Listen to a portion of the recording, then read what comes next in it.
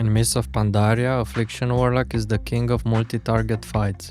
The secret to dealing insane damage comes down to using Soul Swap efficiently. It is by far the most important ability to master, so let's break it down.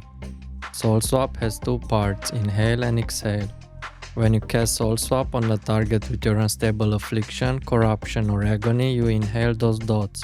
This gives you a 3-second buff containing an exact copy of the dots with the same strength and the same remaining duration. You then have a 3-second window to exhale those dots onto a new target. Now here's the key detail. While the dots are inhaled, their timers are frozen.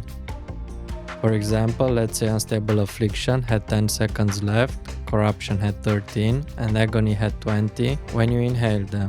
No matter if you exhale 1 second later or 2.5 seconds later, those exact timers will carry over to the new target. What this means is that by delaying your exhale, you're essentially extending the lifespan of your empowered dots.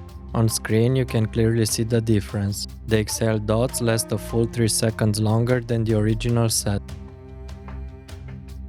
Between every inhale and exhale, you should weave in another spell, whether it's a Haunt, a Tick or Malefic Grasp, or Life Tap.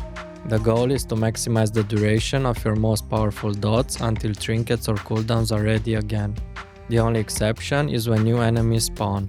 In that case, you should immediately soul swap your dots onto them to get them ticking as soon as possible.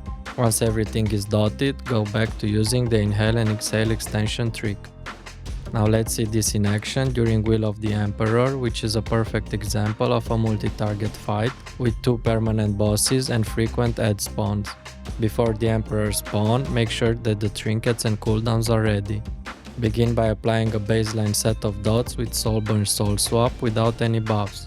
From there, channel Malefic Grasp and wait for trinkets to proc. The moment they activate, immediately cancel the channel, pop all the cooldowns, and apply a new line of empowered dots with Soulburn Soul Swap.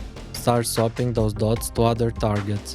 On the last target, cast Haunt if you have 1 or more Soul Shards, or use Malefic Grasp otherwise.